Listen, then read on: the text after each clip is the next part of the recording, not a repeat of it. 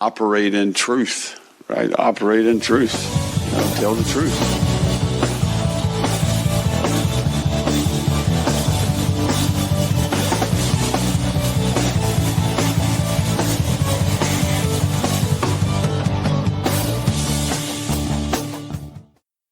Hello, everybody, and welcome to Gator Truth. On this episode, we're going to talk about the Florida Gators trip down to Miami to take on the Miami Hurricanes. And of course, I'm Daniel. And this one, I got to admit, Miami is probably my least favorite rival, probably the one I want to beat the most. So that's why it's kind of frustrating going to this game 1 and 2. This is a game that in the preseason, had we not seen kind of some regression from the offensive line, had we not seen regression from DJ Lagway so far, had we seen as I've told people, try to apply the logic to the illogical, and you announce a guy for offensive coordinator for the second off season in a row, you think that, hey, maybe we'll see his fingerprints. However, none of that has worked out so far for the Gators. And so we're going to see how it works out down in Miami. Now, it could be good, could not be good. We'll see. And we'll go over the keys, I believe, for the game for the Gators, which are going to be pretty similar every week from here on out until we see some changes that we can't believe. I will say going into this, again, this is the game I want to win the most. If you're watching on YouTube, be sure to give a like and hit that subscribe button. If you have not, if you're listening on Spotify or Apple Podcasts or wherever you get your podcasts, thank you for listening to the audio version. Be sure to set that subscription and get those downloads. Again, I'm amazed anytime we get any listeners to this, much less as many as we get from time to time here. With that said, let's go ahead. Let's get into it. And so let's start off like we always do with the offense. And most of you could probably predict what my first key to the game is, and that is run the ball. Again, Jaden Baugh, our best offensive weapon, in my opinion, right now. And that's give them carries, keep doing it. This is a pretty talented defensive line for Miami and a decent linebacker core. However, with that said, with a struggling DJ Lagway, get your best offensive player at the moment the ball and try and keep them going. I mean, Jaden Baugh is averaging a good average, as far as yards per carry so far. At times he was up over 10 yards per carry. Of course, he had 4.6 yards per carry at LSU on only 10 carries. Currently, he is at 6.6 yards per carry on the season. Got to give him more than 10 carries in this game. Definitely keep feeding him. At this point, if you're Billy Napier, you've got to try anything. And one of those things is stop rotating back so much and try and get that feature back. Try and get that running game going. Try and get it going so much that your play action actually might be a threat. Get that running game going so it takes some pressure off of DJ Lagway. And the way to do that is go to your best running back and keep doing it. Keep going to them until they can stop it. One thing I will say, last week, sitting there in Baton Rouge, I'm sitting next to my brother. I kept saying, oh, look, we're running behind the right side of the line, which has been the weaker side of the line. You've got an all-SEC tackle on the left. You've got a guard who's done pretty well on the left. Run behind them if you can. And also, if you're running to the outside, and anyone who's listened to this podcast since we started in 2022, or if you've listened since, probably knows Florida has a tendency to run to the outside, to the short side of the field, no matter whether it's left or right. And of course, you're bringing in the 12th defender known as the sideline much earlier. If you're going to go outside, please run outside on the long side of the field, giving more possible space for a guy to make a cut up and also just more room in general to find open space. And with that said, we do need the offensive line and tight ends to continue to improve in their blocking. Last week against LSU, again, outside of Jaden Baugh, atrocious yards per carry numbers. That needs to be picked up in this game. We need to run, and the pass blocking needs to be better, again, to help take some pressure off of DJ Lagway. Granted, most of his interceptions were pretty good blocking last week, but again, anything you can do to help a struggling quarterback is something you need to do. And the next thing I'll say, and this was also last week's key, is hit the mid-range throws. Several, and I don't just mean, hey, predictable slant on third down that you can play the tendency, but there are mid-range throws that are there, have been there, just 5-6 yards down the field that also aren't hitches. Sometimes they are, but the hitches tend to be a problem at times. Hit those, get your guys in space, and get your receivers running. And part of that I want to say is I want to see more Aiden Mizell. 3 catches last week and playing only 9 passing downs. It's kind of ridiculous for the burner that he is, a guy so fast, and we're not getting him on the field to create mismatches, especially when you have guys who can also create mismatches like Ethan Wilson, like Vernell Brown III. And so you have VB3, EW3, and Aiden Mizell. And somehow we can't find a way to get these guys all going nuts, all causing mismatches. It's really weird to me, but we do seem to like to go into that 12 personnel to throw. Again, that is 1 running back, 2 tight ends, and we really don't have the tight ends that are, the dominant pass catchers. In fact, tight end dropping a pass against USF kind of changed that game, touchdown pass. And so gotta see some improvement in the personnel we use and take advantage of that. And also hitting those mid-range throws where we can see guys like a Mizell, where we can see guys like VB3 and Trey Wilson doing lots of good things. And then maybe even some use of the tight ends, but hopefully better use than what we've seen at times where it's been like, here's a 2-yard pass. All right, well, we got 2 yards. Got to do better than that. And then finally, just like last week, take advantage when opportunities arise. This Miami team, in my opinion, is the best team that we've faced so far. I think I talked about this in the preseason when I say they will return, and we'll get to this on the defensive side, but they've returned a really good offensive line. And so if they're successful on offense, we're going to have to really keep the score going. And maybe our defense plays lights out. But at the same time, you got to take advantage when the opportunities arise. And part of that is, if you see a Jaden Baugh streaking down the sideline, hopefully we don't get a holding penalty. Or if, there are guys open, hit them. Don't try and make the hero play. And by making the hero play or trying to make the hero play, you end up with a pick. By taking advantage, by running the ball, and if we have improved blocking, we definitely have opportunities. The Miami secondary, from what I understand, it's better this year under Florida's former DB coach, Will Harris.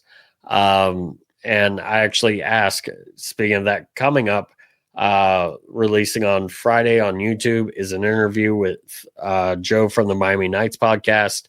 And one thing he talks about is the defensive backs have been better. However, there have been times they've blown coverages. So if that happens, you need to take advantage. If you're running the the ball, especially the ball well, that's going to force them to kind of tightly pack that box, maybe throw in a safety, and then that could give opportunity to have one-on-one with a guy like Aiden Mizell, who if he gets behind that defense, you're not catching him. And that's an opportunity to take advantage when it arises. So this offense has the talent to be special. I just don't know if the play calling is there. And obviously the QB play and the line does have to step up as well. But again, when I see a former Fair State QB go off for Ole Miss last week, that tells me there are ways to scheme passes and stuff for maybe less talented quarterbacks to get into a rhythm and do well. So why not do it for a guy who we've seen the talent with DJ Lagway, obviously not delivering yet this year, but there are ways of doing it. But the question is the offensive coaching staff capable of doing it? And I do think that's a fair question. What are we at? 42 games into this. This will be 42 games for Billy Napier. I think it's a fair question, 42 games in, based on what we've seen. Moving over to the defense. The first key I have, and this was kind of the first key last week, and that is to pressure Carson Beck. Carson Beck, we know from his time at Georgia, if he gets pressure in his face, he's going to make mistakes. Last week, USF got some pressure. He made mistakes and turned the ball over. So far, Florida has, I believe, the PFF, Pro Football Focus, worst pass rush in the nation as far as a grade. Now, some of that, again, is you didn't really have many throws from LIU, who, by the way, LIU has an FBS win. They beat Eastern Michigan. But anyways, you have LIU who didn't throw too much. You did have USF who threw a bit. And then you had a poor offensive line at LSU. You got a little bit of pressure, but you didn't get any sacks. You're going to have to get more pressure on Beck. You're going to have to definitely get a few sacks, get them in second and third and long, and create, not just pressure on a play, but the pressure of, oh no, I've got to get a first down now. I've got to make a big play and have them try and force the issue. That's how we got turnovers from him last year in the Georgia game when we saw Aaron Gates get an interception or two, when we saw that interception turn into a long touchdown pass to Aiden Mizell, who I keep hyping up on here. It's funny how it works all together, right? With that said, you got to get the pressure. It's going to be harder. Caleb Banks, unfortunately, is injured. Not sure if he's ever going to get on the field for the Gators again, which is sad. But yeah, even without that, at this point, this is your team. Still got to get pressure. Gums and Sapp and Cameron James and others do need to get that pressure from the outside. Miami does have great tackles, so you got to step up. You've got to help out the back end. And with that said, you got to be ready for the hurry up. And I said this last week, teams saw what USF did with the hurry up and us not being ready. LSU, I was surprised didn't go to it more. However, Miami has a very high octane offense. I could see them trying to exploit it just like USF did, continue to get those plays in quickly and continue to try and be solid. Don't give up easy points because you weren't ready. It's already cost you one game this year. Do not let it cost you another. And the last key, which is also the last key from last week, but a little bit different, where last week I was talking about, hey, Durham for LSU is averaging less than 4 yards per carry. Be solid and you can really shut down this offense, which we did for the most part. Here, Mark Fletcher, the running back for Miami, their top running back, is averaging 6.5 yards per carry in 2025 so far. And really, I don't think they've had too much of a different road than Florida has, if I'm being honest. And of course, we have Jaden Baugh with 243 yards, 6.6 yards per carry. And what I mean by that is Miami started off with Notre Dame, who I think might be comparable, if not a little bit better than LSU. Again, I'm not really high on LSU this year, and maybe they proved me wrong on that. But right now, LSU's not looking like the world beaters. Definitely doesn't look like a top 5 team to me, but we'll see how that works out. And then they face Bethune-Cookman. We faced LIU, so that's kind of a draw. And then we both faced USF, and of course, USF beats us in the swamp. Miami just boat races them last week. And so very, very interesting. And I say that to bring up, it's not that the running back has 6.5 yards per carry on the year, and they've, just taken advantage of bad defenses or, overmatched teams. Really, it's the same story as us. When I talked about them in the preseason, I said the running back returners kind of remind me of our running back returners in that they're quality, except for throw in where Miami has probably a better offensive line. And that's where we've got to have that solid run defense. Because if we don't, and we've got to start putting guys in the box, Miami's got talent at that receiver. I mean, we talked about it. They lost their top 10 receivers or top 10 guys in receptions, but so far the guys they brought in have seemed to do well. CJ Daniels has seemed to do well for the Hurricanes. And when you have players doing that, and also you have guys like Malachi Toney, who's averaging, 12 yards a catch, CJ Daniels, 12 yards a catch, Marion, 10 catches, 11.7 yards per catch. We're talking that there are guys who have put up numbers. Now, some of those numbers might be taking advantage of, not great teams, but we had that same opportunity and we didn't really take advantage as much. But if you're not solid in that run D and you've got to start bringing safeties in and taking people out of coverage, you might have a problem. Even if guys like Denson and Gates and Moore have been solid. And, at times, McLean's been solid. Dijon Johnson got a pick last week.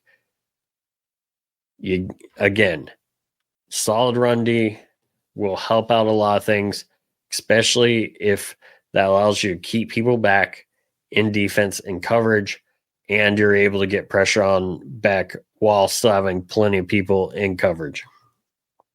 And finally, I'm not going to lie, same exact, well, for the most part, team keys in general. First off, few penalties.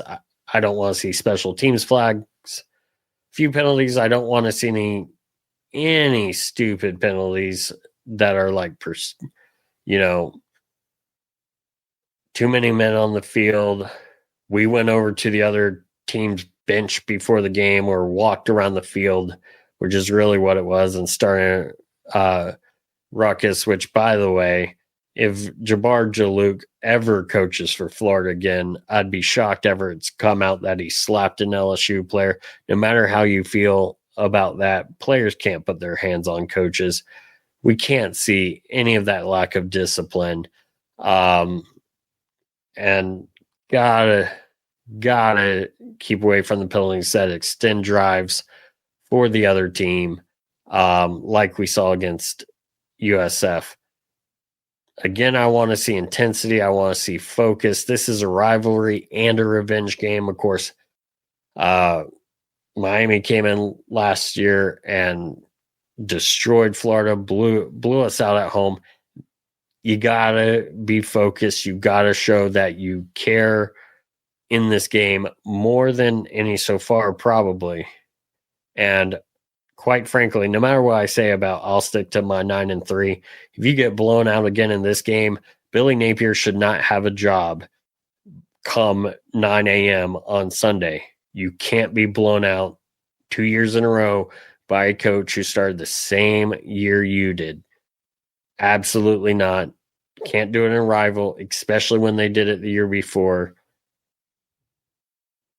Gotta show us something. And I think this is a game that potentially Florida can win. I mean, I said in the preseason, I'll say it now, especially if you do some of these things like you decide, hey, you know what? Instead of giving Jaden Ball only 6 carries in the first half, 4 carries in the second half, maybe we're going to lean on him this game. You know, oh, you know what? We're going to make sure we don't get beat by a hurry up, or, hey, we actually got pressure on the quarterback and that caused mistakes.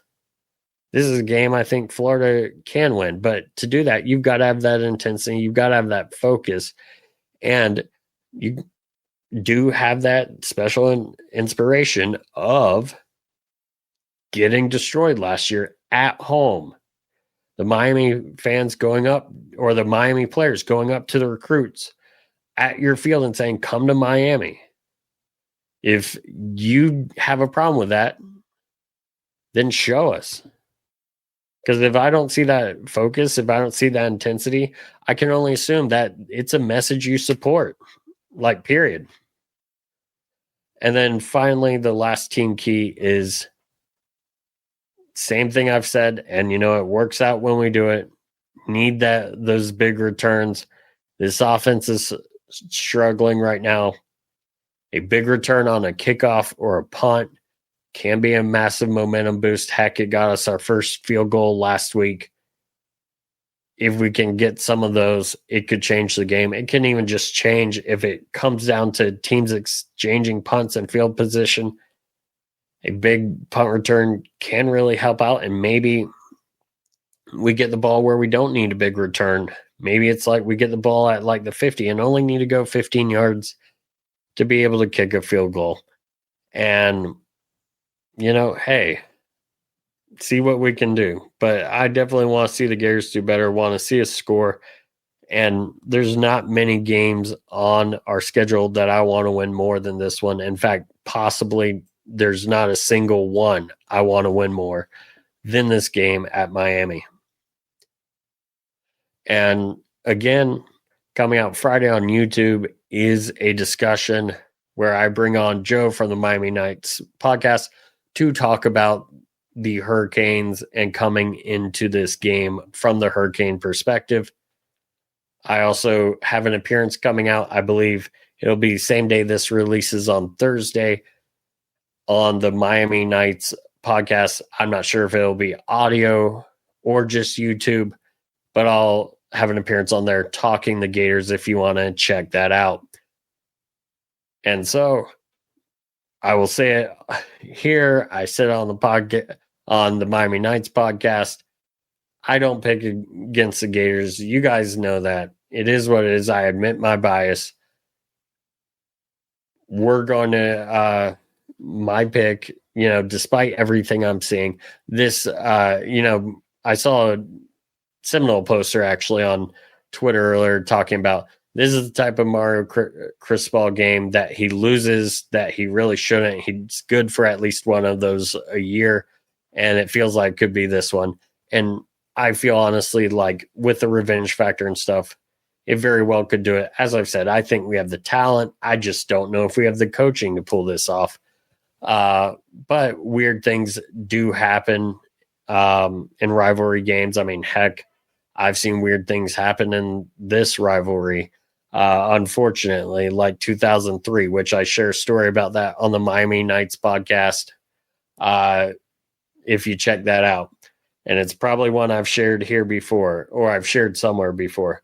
But with that said, my prediction is Florida pulls out the win, a 19-7 win. And I know that sounds like 19. That's a really random score. I think we get a touchdown. I think Miami gets 2 touchdowns. I think Miami gets a field goal. There's their 17. Well, we got 7 from touchdown. Trace Mack can hit long field goals. Trace Mack has never hit, to my knowledge, a last-second game-winning field goal, but he sure missed one against Arkansas 2023. Now's the time for him to get it back. Walk-off field goal time, maybe gets a few short fields. We hit some field goals during the game, and then, 17-16, 3 seconds left. Maybe we see that, 57, 60-yarder that we know he can do distance-wise. It's just been a question of accuracy. So I'm going to pick the Gators. Close game, walk-off field goal. Hopefully that's how it goes. And, well, if it doesn't, we're one more step towards potentially a change in the future. But I really hope the Gators pull this one out. I hope I'm right about this is one that the Gators can take. With that said, everybody, thank you all for listening. And as always, go Gators.